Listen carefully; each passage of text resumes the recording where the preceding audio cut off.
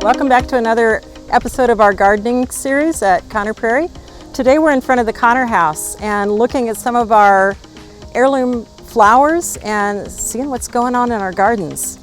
We've got some of our native plants around the Conner house. One of them is the rattlesnake master right behind me. It doesn't really look like flowers, but each of those round balls is just covered with hundreds of little flowers.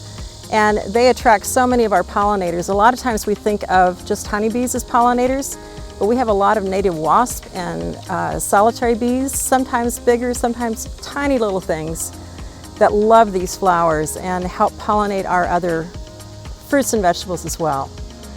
We've also got over here prairie dock, and prairie dock is amazing. It gets these tall daisy-like flowers. They are way over our heads and amazing to see how tall they grow every year. That was one of the plants that would be on the native prairies around here. Now, some of the plants around here we were able to plant with a grant from the Indianapolis Garden Club a few years ago. Other things have colonized on their own, including the evening primrose. That is the amazingly tall plant over there closer to the house. Normally it gets about 3 to 5 feet tall. It evidently likes this summer because it is probably 12 to 15 foot tall this year. If you've never seen this flower, it's fun to watch. If you've got kids, it's a good one to have in your garden. The flowers open up in the evening and you can actually watch them open as dusk comes on. And then if you're really lucky, your garden will attract hummingbird moths. When you look out at dusk, you may think you've got a hummingbird in your garden, but it is really a moth that imitates a hummingbird, and they love the evening primrose. We've moved over to the Conner garden, or the loom house garden some people call it, because it's right by our loom house. And in this garden we've got household plants, we've got dye plants, a little bit of everything in here. One of the things that a lot of guests notice on a regular basis, and the hummingbirds notice as well, are our cannas. This is an old style canna that dates back to the 1870s. It's called Robert Kemp, and we have grown this for several years. We actually offer it at our plant sale every year.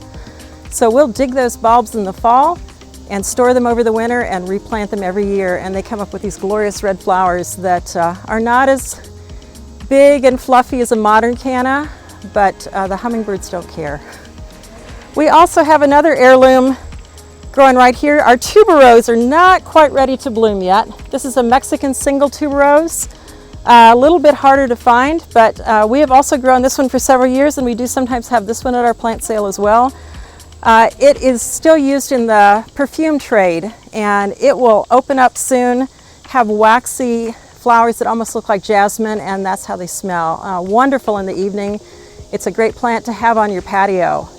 If you just have room for something in a pot, this is a great bulb to grow. And again, it needs to be protected in the winter time, but put that pot in the garage or someplace where it's not going to freeze and you're good to go.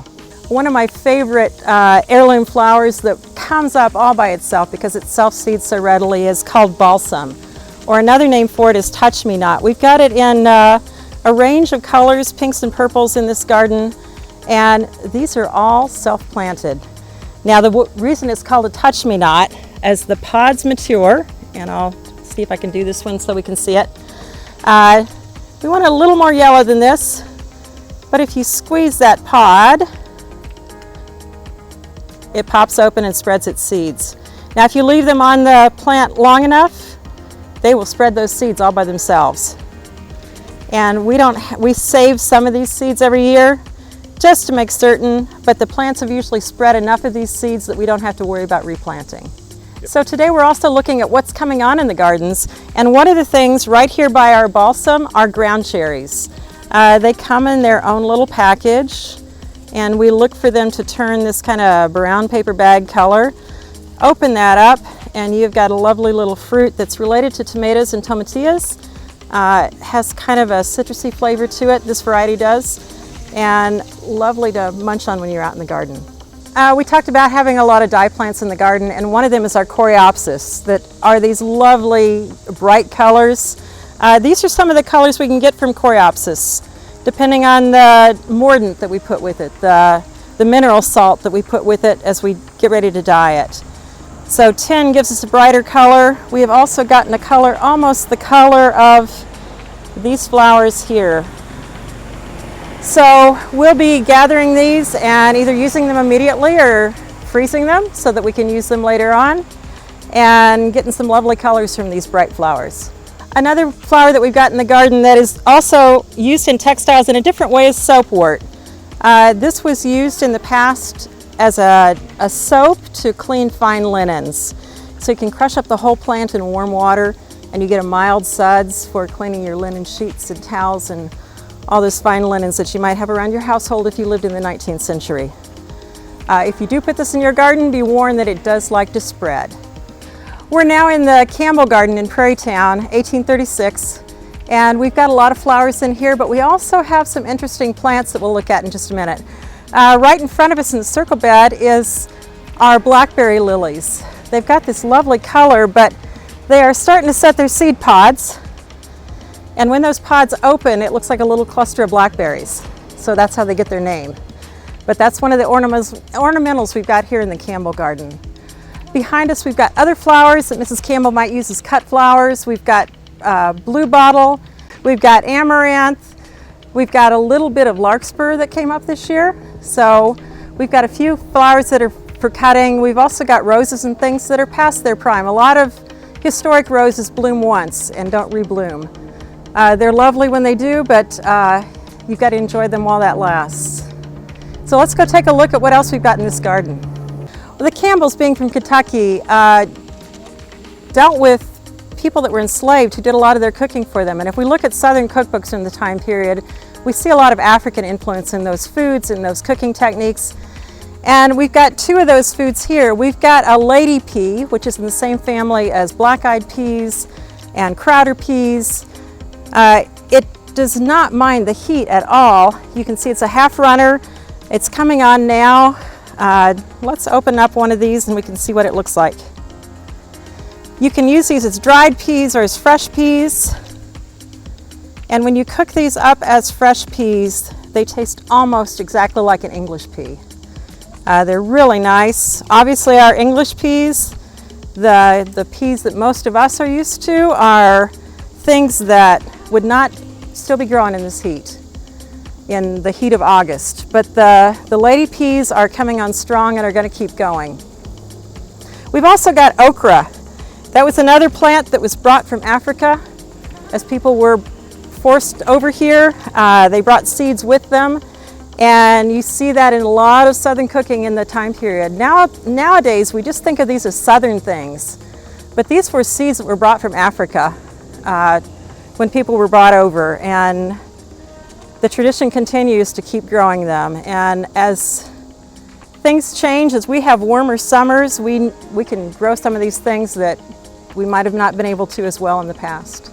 Other things that were brought from Africa that you see in a lot of Southern cooking are peppers, hot peppers.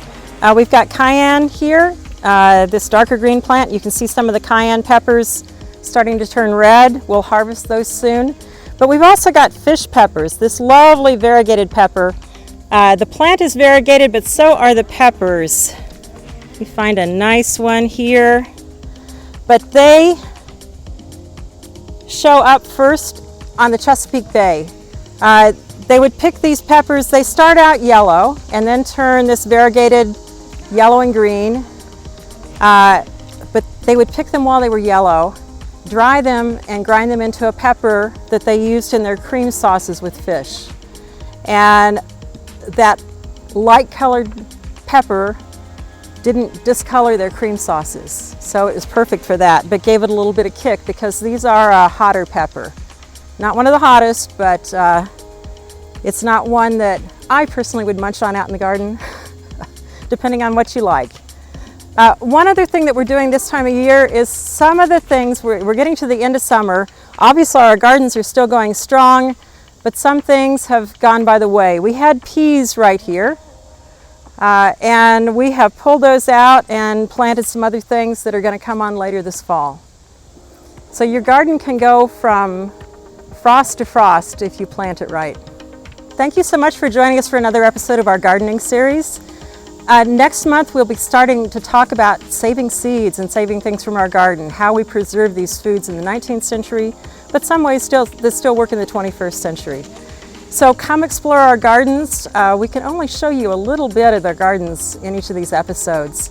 There's so much more to see. So come visit Conner Prairie, come see our gardens, and join us for the next episode.